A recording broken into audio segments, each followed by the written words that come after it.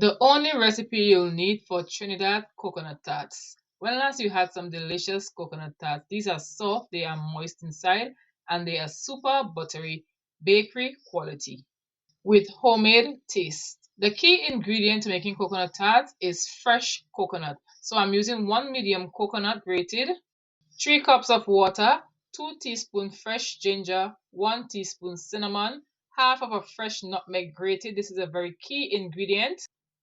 Half teaspoon of salt, 1 tablespoon of vanilla, 1 cup of packed brown sugar, 2 bay leaves.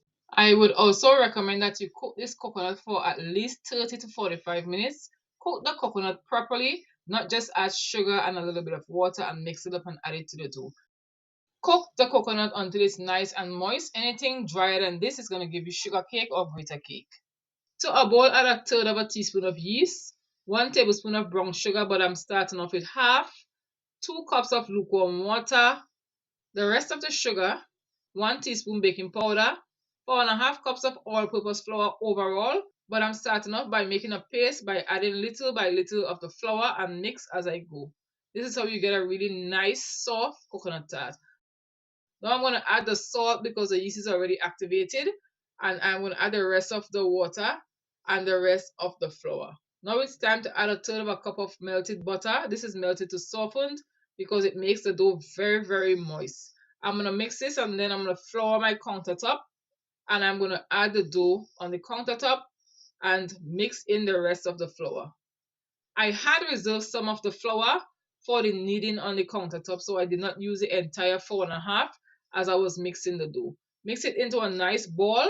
Make sure it's very nice and soft, and then we're going to let it rest for about an hour.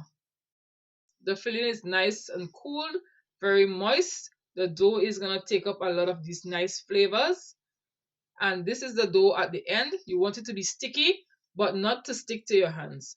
Flour the surface lightly dusted, and then we're going to put out our dough. And now I am going to divide the dough up.